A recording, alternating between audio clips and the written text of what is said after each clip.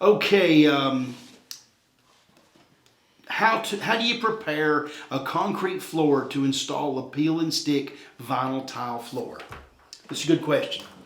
Uh, Peel and stick was a pretty popular floor back in the 80s and 90s, and you could buy a lot of different qualities. To the best of my knowledge now, all the peel and sticks that are on the market are really thin, really inexpensive products. Nothing wrong with that. Hey, I started really cheap floors. I like cheap stuff. But with the peel and stick, you're going to give something up. You're going to give up, is rigidity a word? I don't know. We'll act like it is.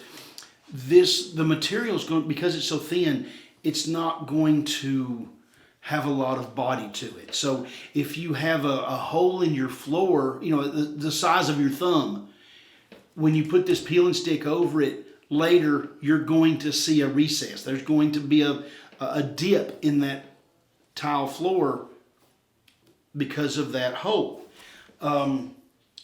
If you've got many joints maybe or holes in your floor, then you need to use floor patch, either a gypsum based patch or a Portland cement based patch, to cover over those, smooth them out so that you get a better install.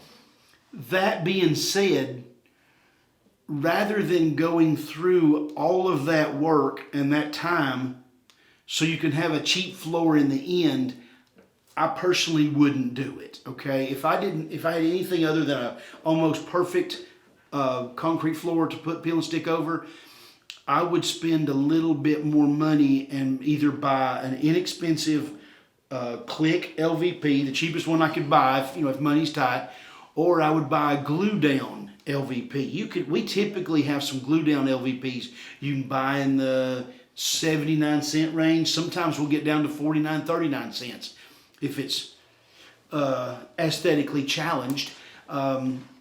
So with the LVPs or LVTs, they're so much more dense and so much stronger and more rigid. They'll bridge over those bad spots and you won't see them. And as much work as there is in gluing down tile, there's a lot of work in getting a floor patch too. It's pretty annoying, and it's not inexpensive. Of course, buying glue for LVT is not inexpensive either. No, but they also on the peel and stick, you got to be real careful. You got to really clean the floor, no dust. Yeah. And when you peel the backing off that, you can't handle them too much, They won't because stick. the more you handle them, you're getting the stickiness off the tile onto your fingers. So you got to watch for that.